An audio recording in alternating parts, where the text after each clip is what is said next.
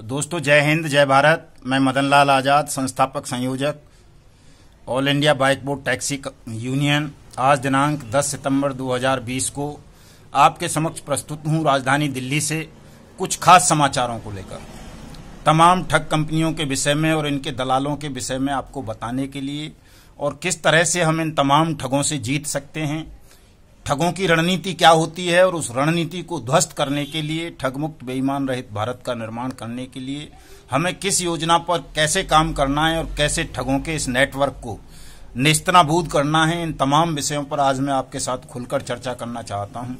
और जैसा कि अब तक बहुत सारे साथी लोग कहते हैं कि साहब हंसते नहीं देखा, आप हमेशा क्रोध में रहते हो, तो आज मैं कुछ चीजें आपको हंस के भी बताऊंगा इन ठगों की और इनके दलालों के विषय में, ताकि इनकी समझ में आ जाए कि आखिर ये किस से लड़ने जा रहे हैं और क्यों लड़ने जा रहे हैं और इनका अंजाम क्या होगा, इनकी परिणति क्या होगी इन ठगों की और इनके दलालों की भविष्य में। मैं आज वो सारा खुलासा करूंगा इस वीडियो संदेश के माध्यम से।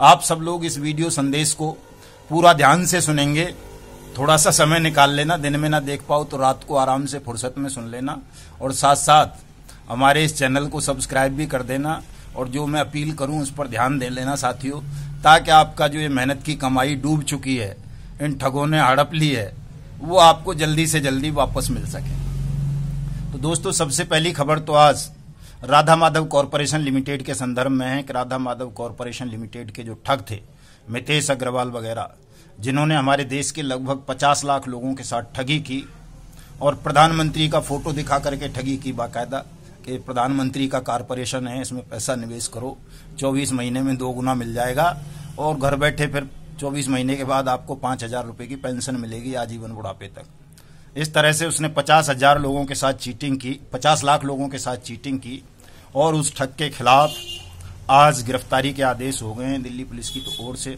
उसे और उसके तमाम सहयोगियों को, राधा माधव कॉरपोरेशन लिमिटेड के जितने भी बड़े बड़े ये चीटर थे, नेटवर्कर को हम दल्ला बोलते हैं, वो तमाम लोग जल्दी ही तिहाड़ जेल के सीखचों में कैद हो जाएंगे। दूसरी खबर कल मैं आपको बता चुका था हेलो टैक्सी के विषय में कि हेलो टैक्सी के एमडी राजेश महतो को दिल्ली पुलिस ने गिरफ्तार करके तिहाड़ के अंदर भेज दिया है और वो आजीवन जेल के अंदर रहेगा अगर उसने आप सबके पैसे वापस नहीं किए तो।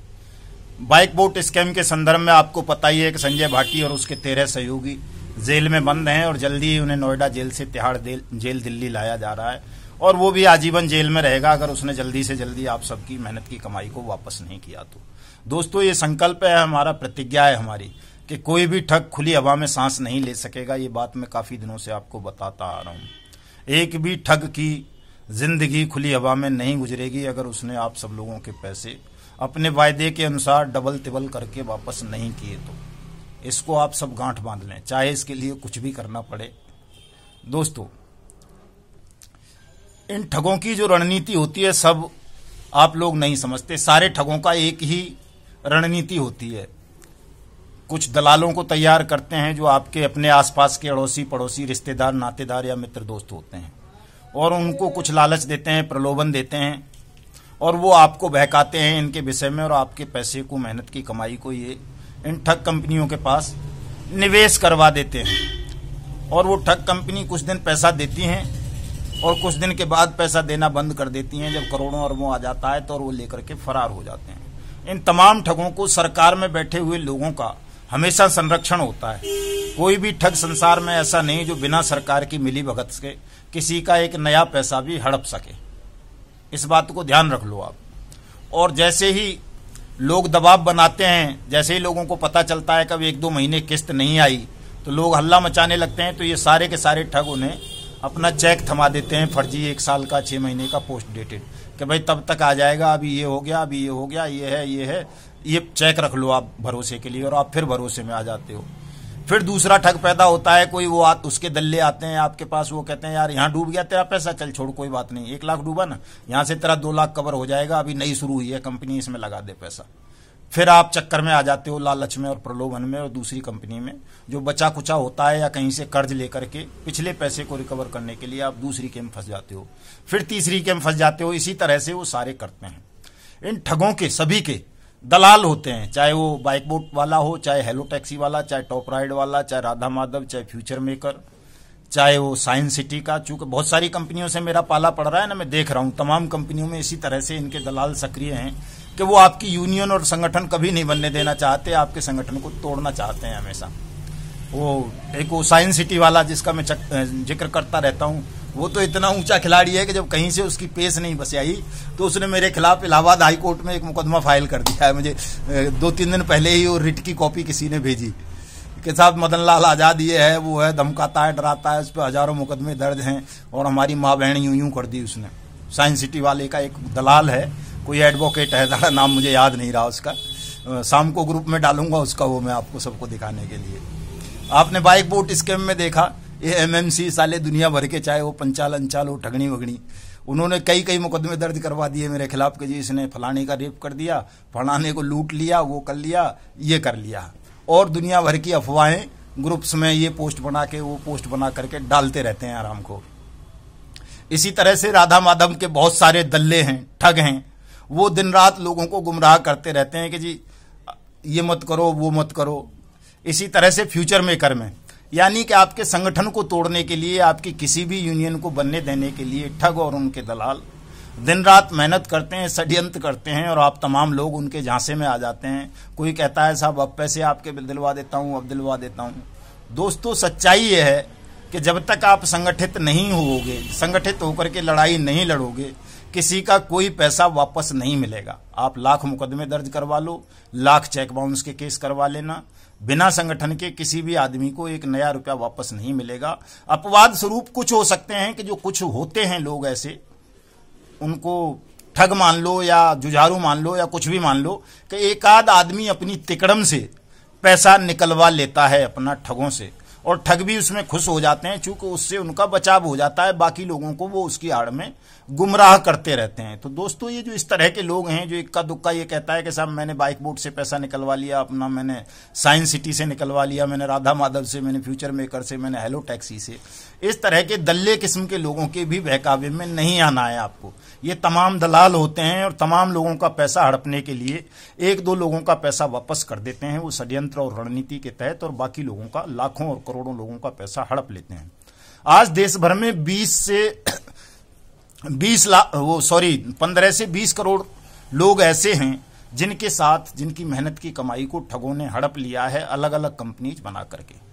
4 करोड़ लोग सहारा स्कीम में, 6 करोड़ पीएसीएल में, 8 लाख लगभग बाइक बोट स्कीम में फंसे हुए हैं, 10,000 से ज्यादा जो है हेलो टैक्सी टॉप राइड में हैं, और 50 लाख के करीब जो है राधा माधव में हैं, और जी आपका क्या बोलते हैं उसको, दूसरी फ्यूचर मेकर कंपनी 60 लाख लोग उसकी ठगी का शिकार हुए हैं।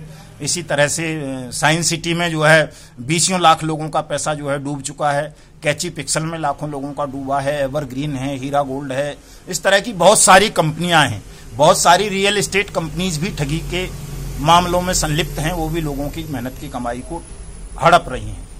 और सबका जो तरीका है वो एक ही जैसा है, आप सबको इस तरीके से सावधान रहना है ठगों के से, और ठगों का ये जो चक्रव्यूह है, इंद्रजाल है, इसको तोड़ना है। दोस्तों इस चक्रव्यूह को तोड़ना कोई आसान खेल भी नहीं है, कोई बहुत सरल खेल भी नहीं है। जितना कि मैं बताता हूं इतना सरल नहीं है। मैं स्वयं बाइक बोट स्कैम को लेकर के दिल्ली हाई कोर्ट में हूं रिकवरी के लिए। 2 मार्च को उसमें पहली हियरिंग थी, हाई कोर्ट ने आदेश किया भारत सरकार को, ठगों को और अन्य मिनिस्ट्रीज को, सेबी को, आज तक रिपोर्ट सबमिट नहीं की। देख लो कितना समय हो गया। सुप्रीम कोर्ट 1 साल से ज्यादा हो गया बाइक बोट स्कैम की सीबीआई जांच को लेकर के, और अनियमित जमा योजना पाबंदी कानून 2019 के रूल्स को नोटिफाइड कराने के लिए उसमें आज तक हियरिंग फिक्स नहीं हुई है। तो अगर आपको ऐसा लगता है कि आप कहीं जाओगे और एफआईआर दर्ज करवा दोगे या नोटिस भिजवा दोगे 138 का चेक बाउंस का, तो आपका पैसा आसानी से आपको मिल जाएगा, तो ये आपकी भलमनसात और मूर्खता के अलावा कुछ नहीं है। जो शैतान किस्म के लोग होते हैं, शैतान भी होते हैं, मूर्ख भी होते हैं, कुछ मूर्ख भी होते हैं, कुछ खुटशाने टाइप के लोग होते हैं, वो आप लोगों को बहकाते रहते हैं कि ज्यादा से ज्यादा लोग अपनी अपनी एफआईआर अलग अलग दर्ज कराओ, अलग अलग वकील साहब करो, मुकदमे दर्ज कराओ। कोई इन सुअर के पिल्ले, उल्लू के पट्टों से, नालायकों से ये पूछे रहे कि गधे के बच्चों साले हो, तुम्हारी माँ बहन को एक कर दे राम स्वरूप। एक आदमी कहीं अपनी इंडिविजुअल एफआईआर कराने जाएगा तो उसका समय खर्च हुआ। सबसे पहले तो एफआईआर थाने में होगी नहीं, वो 156(3) के अंदर सीआरपीसी में कोर्ट में जाएगा, वकील साहब करेगा, वकील साहब 10,000 रुपए से कम पैसे नहीं लेंगे। 6 महीने बाद उसका कोर्ट का ऑर्डर आएगा, तब FIR दर्ज होगी। फिर तुम 138 का चेक बाउंस का मुकदमा लगाने जाओगे। उसमें अगर 1 लाख का भी आपका चेक है तो मिनिमम 10-12 हजार रुपये उसमें खर्च आएंगे। 2,000 रुपये तो कोई भी वकील जो है लीगल नोटिस भेजने का ले लेता है। अगर रिकवरी सूट फाइल किया तो फिर तो और ज्यादा बढ़ जाता है वो पैसा। जो ये साले बकरी चोर, गुल्लू पुल्लू टाइप के और ठगनी वगनी टाइप के बहुत सारे लोग ये बकवास करते रहते हैं कि साहब चेक बाउंस का कर दो, रिकवरी सूट कर दो, यूनियन के पास मत जाओ, यूनियन ठग रही है। अरे तुम्हारी माँ बहन का जो है दल्ला मारू साले हो, बकरी चोर हो। यूनियन क्या ठग रही है? अगर यूनियन को कोई 500 रुपये फीस दे रहा है तो यूनियन उसका 1 लाख का, 2 लाख का, 10 लाख का काम भी तो कर रही है। 20 लाख का क्या ठग रही है? उसमें खर्च कितना आता है? कभी तुमने पूछा? तुमने कितने केस फाइल किए वे दल्लो? यूनियन सुप्रीम कोर्ट में केस फाइल कर रखा है, हाई कोर्ट में कर रखा है, हिंदुस्तान की तमाम एजेंसीज को हिला के रख रखा है यूनियन ने। और तुम यूनियन पर ही आरोप लगाते हो कि साहब यूनियन पैसे कमा रही है। अब पैसे क्या कमाएंगे हम? हमारा तो जन्म जीवन तमाम ठगमुक्त बेईमान रहित भारत निर्माण के लिए है। तेरे पैसे से रोटी खा रहे हैं क्या हम साले? इन कुत्ते के बच्चों को, सुअर के पिल्लों को आप सब लोगों ने मुंह तोड़ जवाब देना है। मैं तो दे ही दूंगा। मेरे बारे में इन ठगों के दल्ले बहुत सारे जानते हैं कि मदन लाल आजाद को मारा नहीं जा सकता, फंसाया नहीं जा सकता। मैं तो मरा मराया पैदा हुआ था अपनी माँ के गर्भ से, 3 दिन बाद जीवित हो उठा था। हजारों बार मुझ पर कातिलाना हमले हुए हैं, सैकड़ों मेरे खिलाफ हीनियस क्राइम के मुकदमे दर्ज हुए हैं, रेप के, डकैती के, चोरी के, लूटपाट के, जबरन धन वसूली के और पता नहीं कितने सारे झूठे फर्जी सारे के सारे। तो जब मुझे आप हजारों हमलों के बाद नहीं मार पाए, इतने मुकदमों के बाद मुझे आजीवन जेल में नहीं रख सके, कब्र में से वो छोटे बच्चे को चूंकि हिंदू होने के बावजूद भी कब्र में ही दफनाया जाता है, जमीन में ही गाड़ा जाता है, तो मैं जमीन में से गड़ा हुआ मुझे वापस ले आए और मैं जीवित हो उठा। गोलियों से मैं नहीं मरा, कैंसर से मैं नहीं मरा। तो इन ठगों को और इनके दल्लों को ये लगता है कि मदन लाल आजाद को मार लेंगे, तो ये इनकी गलतफहमी है दोस्तों। मदन लाल आजाद का जन्म ठगमुक्त बेईमान रहित भारत के निर्माण के लिए हुआ है और वो करने से पहले कोई भी मुझे मार नहीं सकता।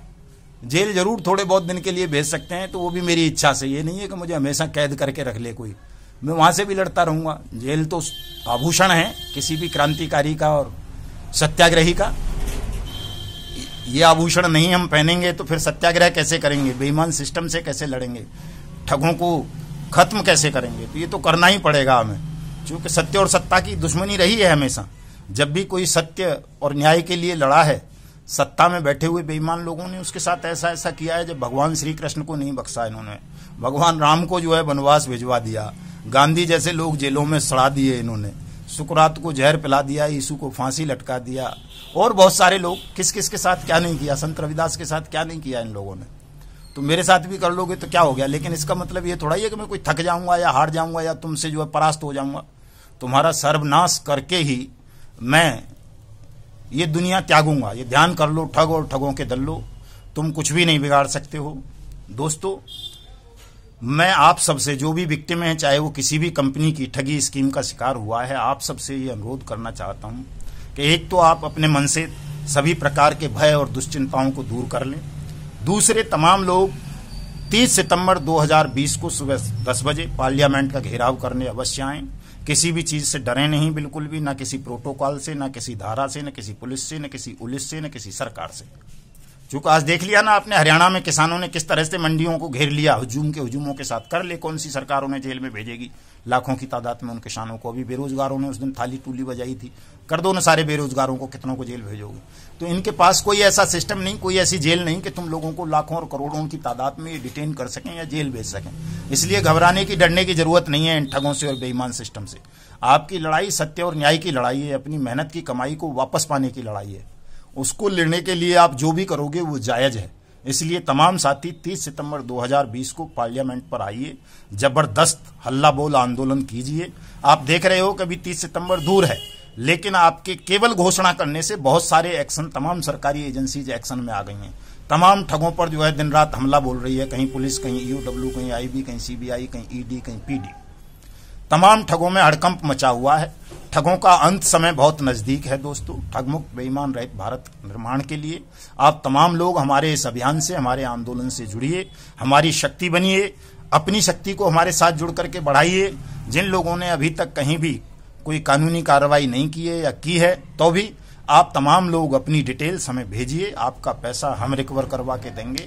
और आप चाहते हो कि बहुत जल्दी आपकी मेहनत की कमाई वापस मिले, तो दोस्तों 30 सितंबर 2020 के इस अभिनव आंदोलन में सम्मिलित हुए और अनियमित जमा योजना पाबंदी कानून 2019 के रूल्स को नोटिफाइड करवा के 180 वर्किंग डेज के अंदर अपने पैसे वापस पाने की गारंटी सरकार से लीजिए।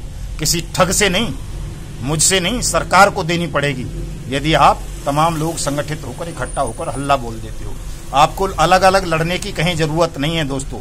ये तमाम ठगी प्रकरण इंटर स्टेट प्रकरण है और इंटर स्टेट मामलों में जो ठग संलिप्त होते हैं उनको कोई भी डिस्ट्रिक्ट कोर्ट या डिस्ट्रिक्ट की एजेंसीज कोई भी उनके खिलाफ ऐसा मतलब कार्रवाई नहीं कर सकती। जैसा कुछ लोग कह रहे हो कि सब कह रहे हैं, कई दिनों से हल्ला मचा रहे हैं, खुश हो रहे हैं कि साहब फलानी डिस्ट्रिक्ट कोर्ट ने उनकी बेल रिजेक्ट कर दिया। अरे वो तो होनी है, डिस्ट्रिक्ट कोर्ट बेल दे ही नहीं सकती ठगों को, उसके अधिकार क्षेत्र से बाहर की चीज है वो। हाई कोर्ट भी आसानी से नहीं देती इंटर स्टेट मैटर में, वो सुप्रीम कोर्ट से ही होना होता है। आपने देखा है सबने, बहुत सारे मामले हैं, कितने ही ठग जेलों में सड़ रहे हैं और जो बचे हैं वो भी सड़ेंगे।